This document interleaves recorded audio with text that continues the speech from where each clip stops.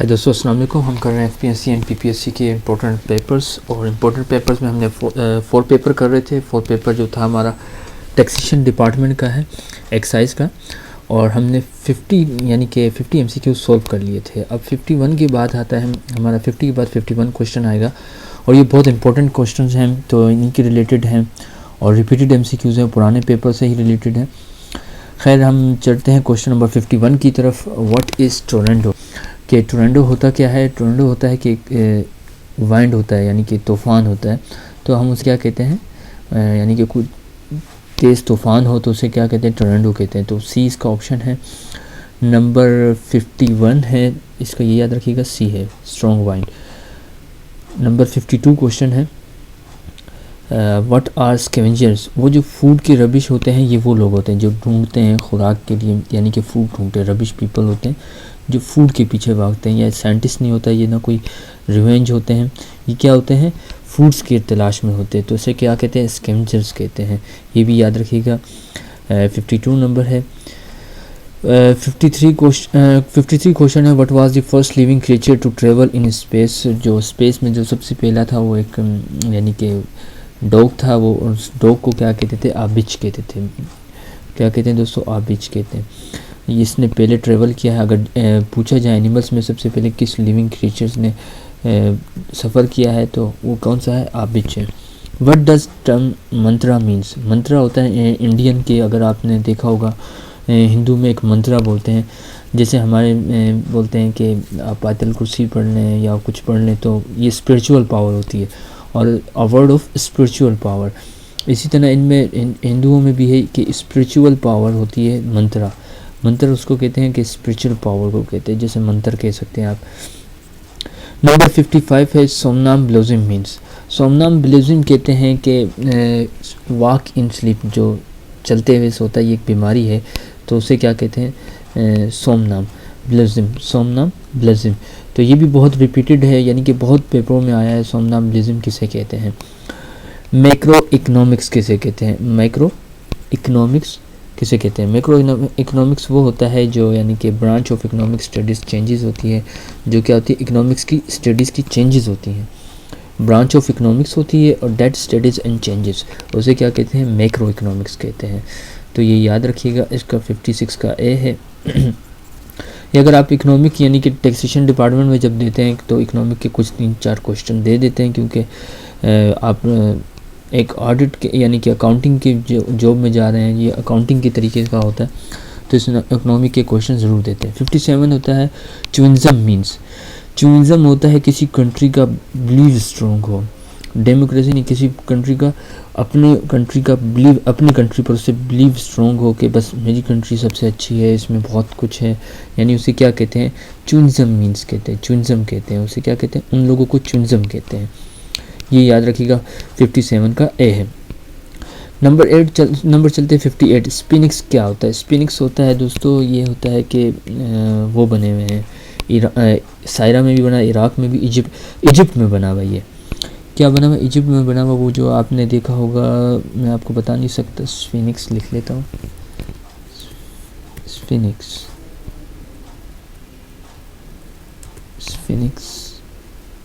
ये मुजस्मे जो बने हुए इजिप्ट में, यानी कि कल्चर के वाइज में creature women that had angle.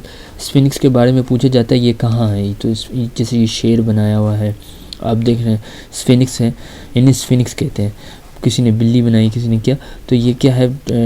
स्फिनिक्स mythical creature with the head of human, the body of a lion and the wings on the eagle. Eagle का बनाया है, लायन की बनाया है। स्फिनिक्स के अंदर वुमेन है, यानी इंसानों का बनाया स्ट्रक्चर बनाया, humans, lion and the wings bird, और बर्ड्स के विंग्स बनाए हुए।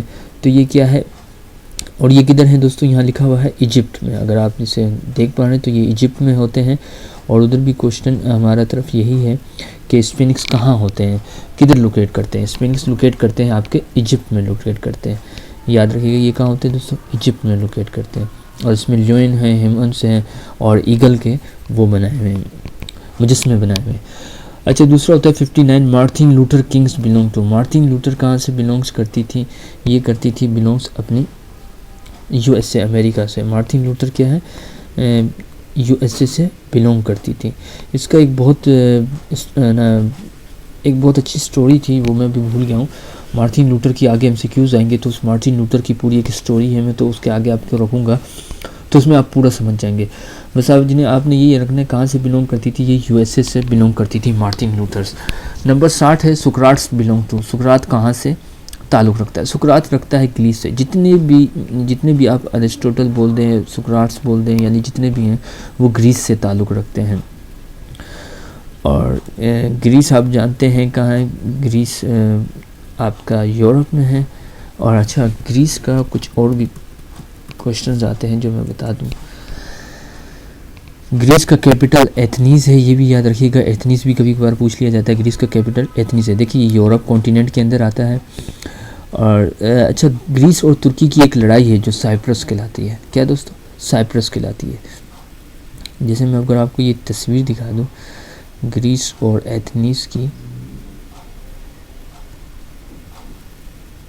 तो ये तुर्की है और ये ग्रीस। तुर्की और ग्रीस की आपस में बहुत लड़ाई है। किसके पीछे? एक साइप्रस के पीछे। साइप्रस क्या है? ये साइप्रस है, मेडिटेरियन सी में लोकेट करता है। तुर्की चाहता है उसे मिल जाए साइप्रस, मगर आधा आधा दोनों को मिला हुआ है। और साइप्रस का कैपिटल क्या है? निकोसिया है। निकोसिया, ये भी याद रखिएगा। और ग्रीस में जितने भी हैं, यानी कि अजीम जितने भी फिलोसफर हैं बड़े बड़े, वो किधर हैं? ग्रीस से हैं। Veena is in city in. Veena कहाँ आता है? वीना है ऑस्ट्रेलिया नहीं, ऑस्ट्रेलिया। ऑस्ट्रेलिया, एक ऑस्ट्रेलिया है, एक ऑस्ट्रिया है। ऑस्ट्रिया क्या होता है? ऑस्ट्रिया का कैपिटल क्या है? वीना है। तो ऑस्ट्रिया का कैपिटल वीना है और वो किधर है? ऑस्ट्रेलिया यूरोप में है। और जो ऑस्ट्रेलिया है वो एक अलग कॉन्टिनेंट है। वो क्या है? एक अलग कॉन्टिनेंट है, ये याद रखिएगा। ऑस्ट्रेलिया एक अलग कॉन्टिनेंट है और वीना किधर है? यूरोप में है। Bonanza means situation where large profits are made. Bonanza क्या होता है? ऐसी सिचुएशन जिधर आपको लार्ज प्रॉफिट बन रहा है, जिधर आपका लार्ज प्रॉफिट बन रहा है। ये आप ट्रेड्स और अगर कोई शेयर्स के मार्केट में काम करता है तो ये उधर होते हैं, बोनंजा मीन बोलते हैं, जिधर आपको लार्ज प्रॉफिट और शेयर्स बन रहे हैं आपके। नंबर 63 है amicus curious means. Amicus curious mean होता है अ फ्रेंड ऑफ कोर्ट। क्या होता है दोस्तों? अ फ्रेंड ऑफ कोर्ट, ये याद रखिएगा। अ फ्रेंड ऑफ कोर्ट होता है अमिकस मीन्स। इसमें ज़्यादातर मीन्स वाले क्वेश्चन आए हुए कि इसका क्या मतलब है, और ये क्वेश्चंस बहुत रिपीटेड होते हैं, हर पेपर्स में आ सकते हैं। किसी भी चीज़ के मीन्स के बारे में आ सकते हैं। आज आपने जितने भी मीन्स है ना इसमें याद रखने, एक लिस्ट बना देनी है मीन्स की, जितने भी इसमें मीन्स हैं। ये मीन्स क्या होंगे? ये मीन्स कल को आपके पेपर्स में फिर आ सकते हैं, किसी और पेपर में भी। अब जैसे लिखा हुआ है पोर्टमेंटियो मीन्स, पोर्टमेंटियो मीन्स, तो इसी तरह इस और भी आते रहते हैं। इसी तरह सारे मीन्स आपने याद रखने। इसमें ज़्यादातर जो है मीन्स के क्वेश्चन हैं। तो पोर्टमेंटियो मीन्स होता है अ लार्ज बॉक्स, कोई बड़ा बॉक्स हो तो उसे क्या कहते हैं? पोर्टमेंटियो मीन्स कहते हैं। तो ये याद रखिएगा। जितने भी मीन्स हैं आज आपने उसकी लिस्ट बनानी है। इस पेपर्स को मेरे देखना है और पुराने जो यानी कि पार्ट 1 में है उसको भी देखना है। ये पार्ट 2 है तो पार्ट 1 में भी जितने मीन्स है उसको भी नोट कर लेना है और इसको भी नोट कर लेना है। 66 है Matador is the name of the player of the game. ये बुल फाइटिंग है, यानी कि जो आपने देखा होगा कि बुल्स फाइटिंग कर रही होती हैं आपस में एक दूसरे को। आजकल इसके शोज़ भी आते हैं। तो ये क्या है? मेटाडोर क्या है? एक बुल फाइटिंग गेम है। तो ये याद रखिएगा। मेटाडोर के बारे में बहुत क्वेश्चन है कि मेटाडोर कहाँ होता है? बुल फाइटिंग, ये बुल फाइटिंग की गेम है। नेक्स्ट क्वेश्चन है 67, नॉन दी प्लूम मीन्स। नॉन दी प्लूम मीन्स 67 है, नॉन दी प्लूम मीन्स। तो इसका है एनाइनोमस। इसका मुझे अभी तक यानी कि एक वैसे तो है आंसर इसका यही एनाइनोमस, इसको मैं अभी तक सही समझा नहीं हूँ। तो जिस टाइम आपको इसका मुझे एक सही आंसर मिलेगा तो मैं ज़रूर बताऊँगा। Known the plume, non the plum means, और उसका एनोनिमस है, एनोनिमस। खैर नेक्स्ट क्वेश्चन की तरफ चलते हैं। 68, हु इज़ अब्दुल गैल्ट। अब्दुल गैल्ट क्या है? अब्दुल गैल्ट हैं दोस्तों, ये कहाँ से ताल्लुक़ रखते हैं? ये भी बहुत इम्पोर्टेंट क्वेश्चन है। अब्दुल गैल्ट ये जो हेड के अरब के जो लीग है ना, एक अरब लीग है जो सिर्फ अरब ममालिक के लिए बनी हुई है।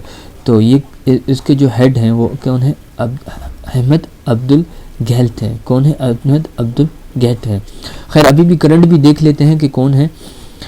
मगर ये याद रखिएगा कि एक अरब लीग है, मैंने बताया, एक यूरोपियन यूनियन है, एक आईसीजे है, इंटरनेशनल कोर्ट ऑफ जस्टिस, इसके भी बारे में मैंने आपको बहुत बताया हुआ है।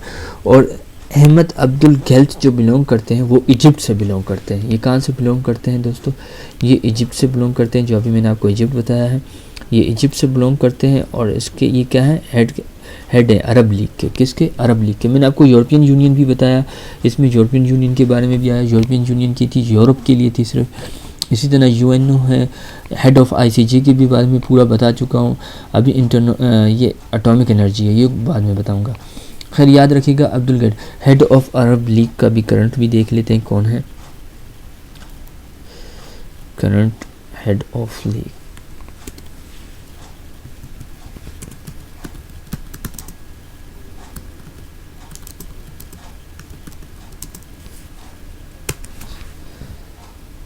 अभी भी अहमद अब्दुल गैल्त हैं। देखें, secretary general of the League of Arab State, received of 7 February 2022 at the Arab League headquarter HE। Mister Abdul गैल्त है, याद रखिएगा मिस्टर अब्दुल गैल्त। ये फिर यानी कि दोबारा क्वेश्चन आ सकता है आपके पास, मोस्ट रिपीटेड MCQs है। मिस्टर अहमद अब्दुल गैल्त हैं, क्या है, अरब लीग के क्या है, हेड है, ये याद रखिएगा। नेक्स्ट क्वेश्चन की तरफ चलते हैं। नेक्स्ट क्वेश्चन है हमारा, Sir Creek channel dispute are between Pakistan and India, this is located in. अच्छा, ये जो सर क्रीक चैनल है किसके बिटवीन है, पाकिस्तान और इंडिया के। ये आपका जो सिंध है, आपका सिंध के साथ भी इसका बॉर्डर टच होता है। तो सिंध एंड गुजरात की जो बॉर्डर टच होता है उसे क्या कहते हैं आप, सर क्रीक कहते हैं, सर क्रीक। याद रखिएगा सर क्रीक। LOC अलग होती है, वो जो लाइन ऑफ कंट्रोल कश्मीर का है वो एक अलग है LOC, और जो सर क्रीक है वो अलग है। ड्यूरल लाइन जो है वो अफ़गानिस्तान के बीच है, पाकिस्तान और अफ़गानिस्तान के बीच में है। तो ये तीनों बहुत मशहूर हैं। खैर फिर भी मैं आपको एक मैप के ज़रिए दिखा लेता हूँ तो आप उसमें ज़्यादा इजीली समझ जाएंगे। गूगल मैप ओपन करते हैं, गूगल मैप।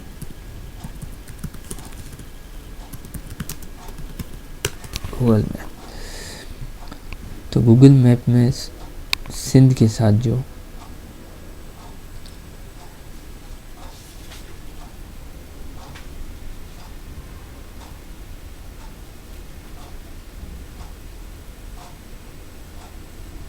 अभी में ये सिंध के साथ आएगा आपका एक,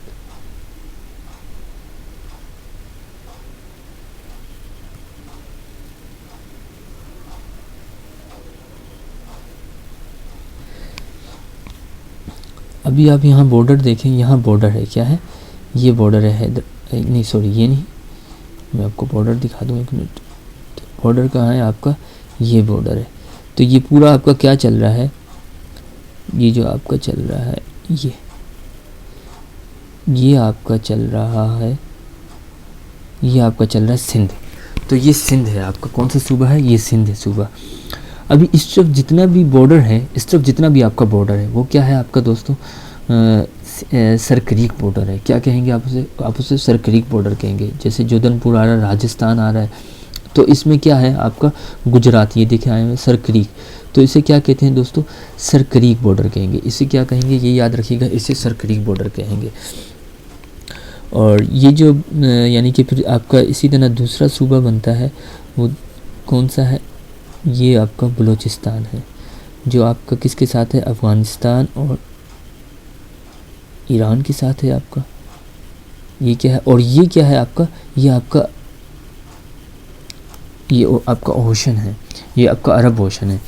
तो ये याद रखिएगा। खैर आपने ये याद रखना है कि ये कौन सा बॉर्डर, ये कौन सा है, सर क्रीक है, ये क्या है, सर क्रीक है। और जो LOC है वो किधर है, LOC भी मैं आपको दिखा देता हूँ। LOC जो आपका लोकेट करता है, LOC जो आपका लोकेट करता है, LOC जो आपका रिकॉर्ड करता है वो ये है। ये जो आपको डॉट डॉट दिख रहे हैं LOC, ये आपका LOC रिकॉर्ड करता है। ये आपका LOC लोकेट करता है। ये LOC की लाइन कब हुई, फायर कब हुई, यूएनओ में कब आया, तो ये सब के बारे में एक बहुत इंपॉर्टेंट MCQs आते हैं। तो ये जम्मू एंड कश्मीर आपको दिख रहा है, ये लद्दाख दिख रहा है, लद्दाख भी बारे में बहुत इंपॉर्टेंट क्वेश्चन आते हैं। तो ये सारे क्या हैं, ये बहुत इंपॉर्टेंट क्वेश्चन है। तो ये LOC है, LOC का पता चल गया। मगर सर क्रीक के बारे में आजकल ज़्यादा पूछा जा रहा है, क्योंकि सर क्रीक बहुत कम लोगों को पता होता है कि सर क्रीक किसके बिटवीन है। सर क्रीक बिटवीन है सिंध एंड इंडियन गुजरात।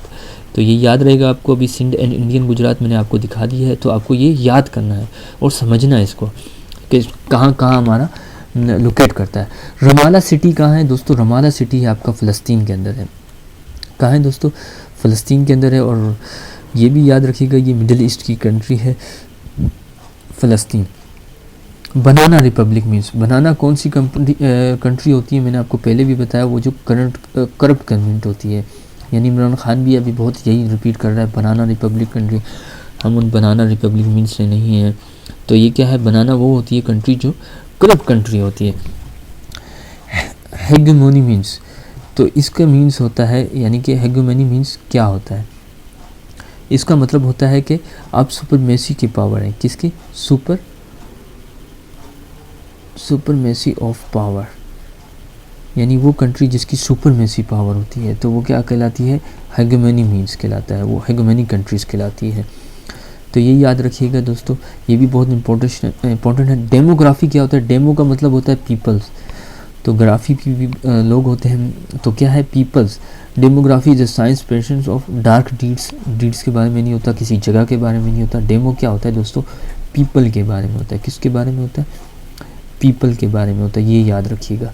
खैर नेक्स्ट क्वेश्चन की तरफ चलते हैं। 74, एन आर्चिस्ट, वो आदमी जो कोई सिस्टम पसंद नहीं करता। क्या नहीं करता दोस्तों? कोई भी सिस्टम हो उसे पसंद नहीं करता। तो who does not like any system, उसे क्या कहते हैं? अनार्चिस्ट कहते हैं। क्या कहते हैं दोस्तों?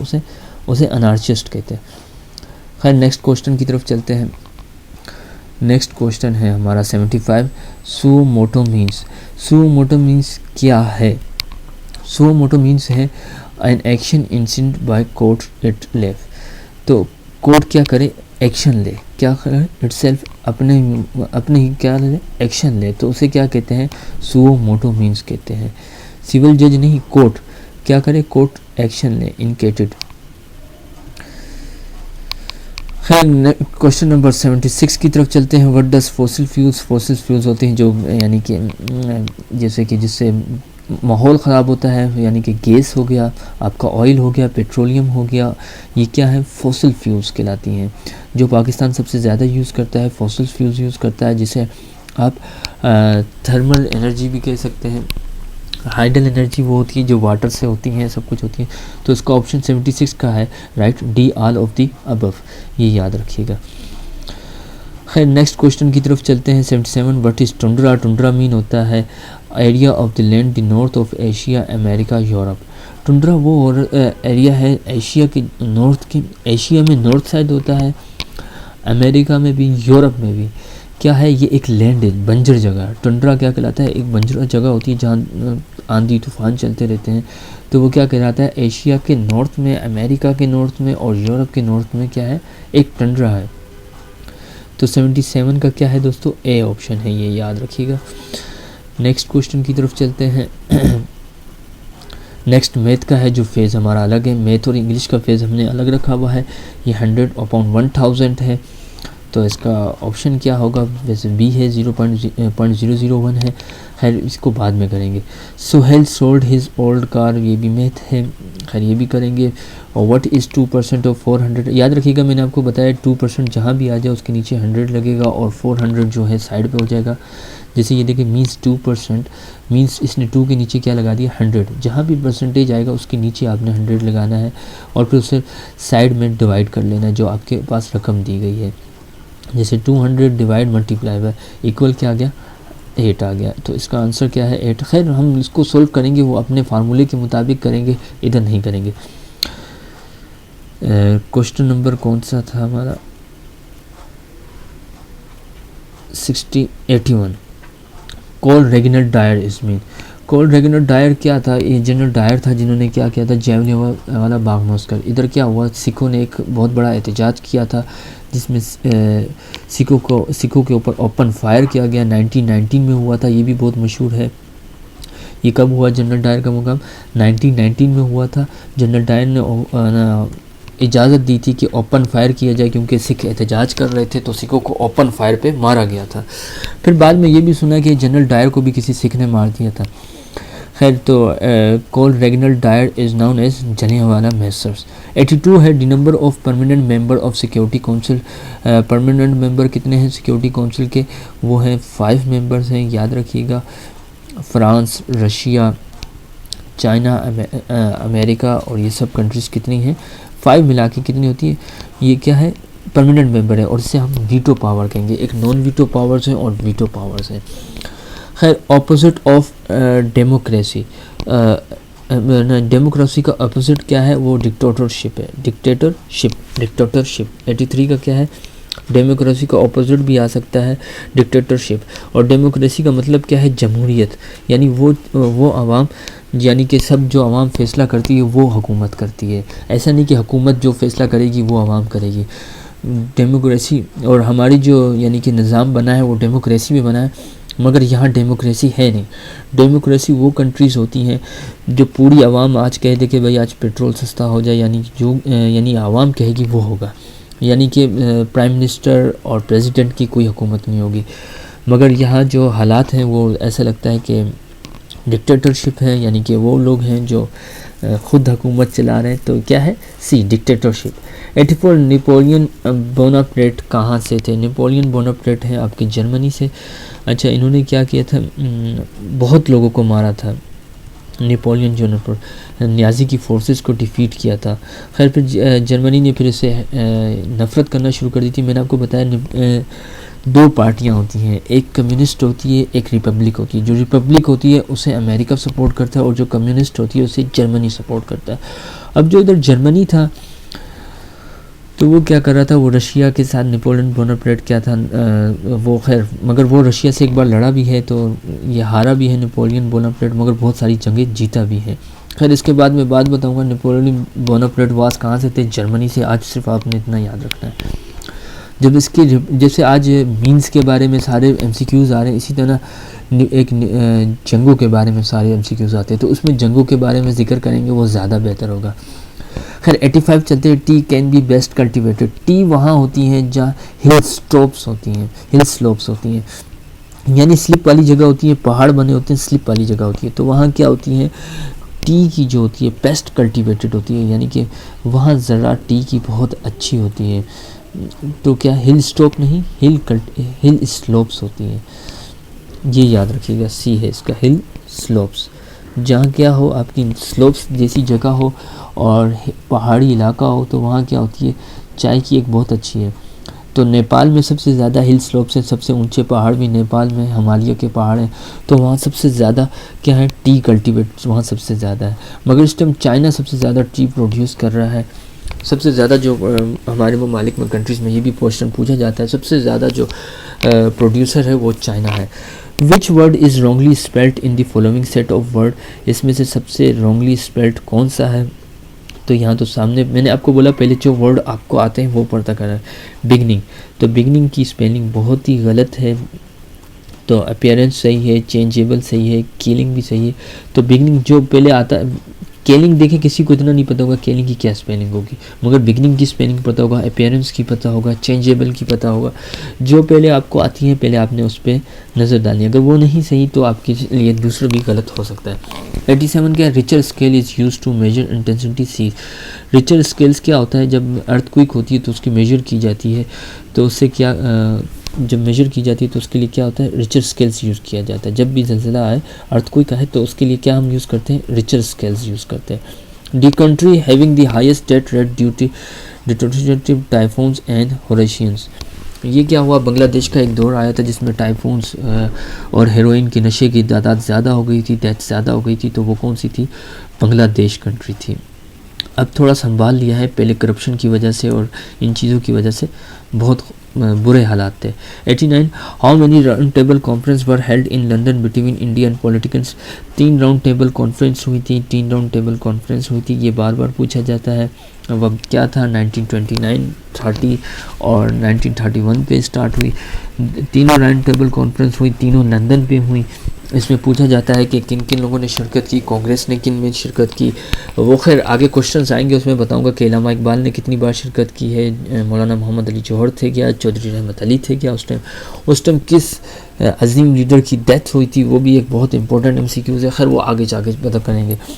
वो ऐसे पेपर्स में करेंगे जिसमें सिर्फ उनके बारे में क्वेश्चंस आंसर हों। मैं वैसे पेपर्स ढूंढ के लाता हूँ, तो उसमें क्या होता है फिर उन्हीं के रिलेटेड MCQs होते हैं। 90 क्या, oldest democracy in the world, सबसे जो ओल्डेस्ट डेमोक्रेसी है वो किसकी है, USA की है। और फिर उसके बाद क्या है आपका इंडिया की, वो क्या है, लार्जेस्ट डेमोक्रेसी है इंडिया, क्या और इंडिया लार्जेस्ट है, और ओल्डेस्ट जो डेमोक्रेसी है वो USA की। दियामिर भाषा डैम्स, दियामिर भाषा डैम कहाँ बनाया गया दोस्तों, गिलगित बल्तिस्तान में बनाया गया और इंडस रिवर के ऊपर बनाया गया, ये भी याद रखिएगा। इंडस रिवर पूछा जाता है, दियामिर भाषा डैम किसके ऊपर बनाया गया, इंडस रिवर के ऊपर और गिलगित बल्तिस्तान के ऊपर बनाया गया। According to which constitution Pakistan become an Islamic republic, Pakistan to which constitution Pakistan become Islamic republic को कब बना था, जब पहला आइन आ गया, नाफिज हो गया था। मैंने आपको बताया था पुरानी वीडियोस में, अगर आपने मेरे पुराने पेपर्स पढ़े हैं तो उसमें बताया कि 1956 में ही क्या हुआ था, पाकिस्तान इस्लामिक रिपब्लिक हो गया था। फिर 1962 में भी हो और 1973 अभी जो चल रहा है 1973 आइन चल रहा है इस टाइम। 1956 पहला आइन है, 1962 दूसरा आइन है, 1973 हमारा तीसरा आइन है। जो तीसरा आइन है वो अब तक हमारे पर नाफिज है। और इसके 1973 के 25 से 26 अमेंडमेंट है। और 26 अमेंडमेंट में भी क्वेश्चन आ जाते हैं कि 26 पहला अमेंडमेंट क्या था, दूसरा अमेंडमेंट में क्या था, तो बहुत हैं जिसमें यानी कादियानियों को भी यानी कि मुसलमान नहीं करार दिया था। तो ये सारे इंपॉर्टेंट MCQs भी मैं करवाऊँगा आगे जाके। क्वेश्चन नंबर है 93, कायद आज़म Mohammad Ali Jinnah presented his 14 point. कायद आज़म ने अपने जो 14 पॉइंट किए थे वो कब किए थे, 1929 पे। ये भी मैं आपको बता चुका हूँ, 1929 में इन्होंने अपने 14 पॉइंट और किए थे। जब 1928 में नेहरू रिपोर्ट आई थी, तो नेहरू रिपोर्ट के जवाब दिया था कायद आज़म मोहम्मद अली जिन्ना ने 1929 में। फिस्कल ईयर क्या होता है, फिस्कल ईयर मैंने भी इसको एक अपने ही तरीके से याद किया हुआ है। 94 फिस्कल ईयर यानी कि लूप्स ईयर वो कब आता है, 94 का है C। ये याद रखिएगा 1 जुलाई जिधर आ जाए, जून नहीं 1 जुलाई और 13 जून। देखिए दोनों जे से स्टार्ट हो रहे हैं, इसको इस तरीके से याद कर रहा है, दोनों जे से स्टार्ट हो रहे हैं, ये भी जे से स्टार्ट हो रहा है, वो भी जे से स्टार्ट हो रहा है। जुलाई, मगर जुलाई LY से शुरू हो रहा है, NE से ख़त्म हो रहा है। जुलाई 1 जुलाई एंड 30 जून। तो इस तरह के बहुत यानी कि कन्फ्यूजन क्वेश्चंस आपके सामने रख दिए जाएंगे जिसमें आप कंफ्यूज हो जाएंगे। तो इस पर आपने याद रखना है 1 जुलाई से स्टार्ट हो रहा है और 30 जून पे ख़त्म हो रहा है। Pakistan single largest imported category is, जो पाकिस्तान की जो सिंगल लार्जेस्ट है ना वो पेट्रोलियम प्रोडक्ट्स हैं। कौन सी दोस्तों, पेट्रोलियम प्रोडक्ट्स हैं। कोई ऑटोमोबाइल लगा देता है कि मोबाइल्स आज के दौर में सबसे ज़्यादा है, मगर जो सिंगल लार्जेस्ट प्रोडक्ट है वो आपका क्या है, पेट्रोलियम। इस दौर में सबसे ज़्यादा पेट्रोलियम पाकिस्तान भी ज़्यादा यूज़ करता है। खैर 96 क्वेश्चन की तरफ चलते हैं अपने। 96 क्वेश्चन है, Shimla conference 1945 was headed by. तो 1945 में शिमला कॉन्फ्रेंस जो हेड कर रहा था वो कौन को था कर रहा था, लॉर्ड वेवल कर रहा था। खैर फिर ये हट गया था लॉर्ड वेवल के बाद, फिर आ गया था माउंटबेटन आ गया था। फिर माउंटबेटन ने अपनी पूरी जिम्मेदारियां संभाली। फिर वब हुआ, पाकिस्तान सेपरेट हो गया, इंडिया भी सेपरेट हो गया, फिर यानी कि पार्टीशन कायम आया। 1945 का याद रखना है, शिमला कॉन्फ्रेंस 1945 का शिमला कॉन्फ्रेंस जो हुई है वो किसके हेडेड हुई है, लॉर्ड वेवल। लॉर्ड वेवल क्या था, आपका वाइसरॉय था। मैंने आपको बताया कि कितने वाइसरॉयज आए, तो उन वाइसरॉयज के बारे में क्वेश्चन आता है। पहला वाइसरॉय कौन है, पहला वाइसरॉय आपका लॉर्ड कैनिंग है। लास्ट वाइसरॉय कौन है, लॉर्ड माउंटबेटन है। तो इसी तरह के आपसे क्वेश्चन पूछे जाते हैं। अगस्त का किसने निकाला था, लॉर्ड लेनेट को पूछा जाता है। अगस्त एक बहुत अहम दिन बनाया गया था, इसका नाम लॉर्ड लेनेट को ने निकाला था। और लॉर्ड मिंटो ने क्या किया था, सेपरेट इलेक्टोरेट की इजाज़त दी थी कि मुसलमान सेपरेट इलेक्टोरेट कराया जाए, मिंटो मॉडल रिफॉर्म्स। खैर 97 की तरफ चलते, people's republic of China was founding. China कब फाउंड हुआ? देखिए पहले चाइना एक ना रिपब्लिक था, तो सब उसको रिपब्लिक मानते थे, यानी रिपब्लिक क्या, अमेरिका उसको जो सपोर्ट करता था, जो इधर आज ताइवान बैठा हुआ है। तो अब क्या है, कम्युनिस्ट ने इतना सपोर्ट किया तो कम्युनिस्ट ने अपनी खुद एक चाइना बनाया, तो आज चाइना बहुत तरक्की कर गया है। और चाइना क्या है, 1949 है, क्या है 1949 में पीपल रिपब्लिक्स ऑफ चाइना। तो 90 पीपल रिपब्लिक ऑफ चाइना कब बना था? 1949 पे बना था, ये याद रखिएगा। Total life span of red blood cell, जो भी रेड ब्लड सेल की स्पेन लाइफ है वो 120 डेज है, ये भी याद रखिएगा। 99 है the number of administrative district in Punjab. Punjab का डिस्ट्रिक्ट्स कितने हैं टोटल? वो हैं 36 हैं, 36 डिस्ट्रिक्ट्स हैं। और लास्ट क्वेश्चन बच जाता है, सिंतास मोइडा जो हुआ 1960 में हुआ था, वो किसने किया था? गुड, वो वर्ल्ड बैंक ने किया था। सिंतास मोइडा वो हुआ था कि 6 दरिया थे, तो 6 दरिया में से 3 दरिया उनको मिल गए इंडिया को, 3 दरिया हमें मिल गए, इंडस, झेलम और इस तरह के चनाब, ये हमें मिल गया था, रावी, सतलुज, ब्यास उन्हें मिला था। तो ये 6 दरिया थे, 6 दरियाओं का फैसला हुआ था, तो वो सिंतास एग्रीमेंट में वर्ल्ड बैंक ने क्या किया, इंडस, चनाब, झेलम हमें दे दिया था। मगर आज इंडिया ने इस पे डैम बनाए हुए, पानी रोका हुआ है जो इलीगल है। खैर, अब मिलेंगे नेक्स्ट वीडियो में इंशाल्लाह, फिर और भी डीपली क्वेश्चन करेंगे और मोस्ट रिपीटेड एमसीक्यूज़ करेंगे। इस रिपीटेड एमसीक्यूज़ से ये हो जाएगा कि आपके जितने भी यानी कि करंट अफेयर है और जितने भी आपके पाक स्टडी के और पाक जियोग्राफी के, वर्ल्ड जियोग्राफी के या इस्लामियत के क्वेश्चन हैं वो आपके कवर हो जाएंगे। जब तक के लिए दोस्तों इतना ही, अल्लाह हाफिज़।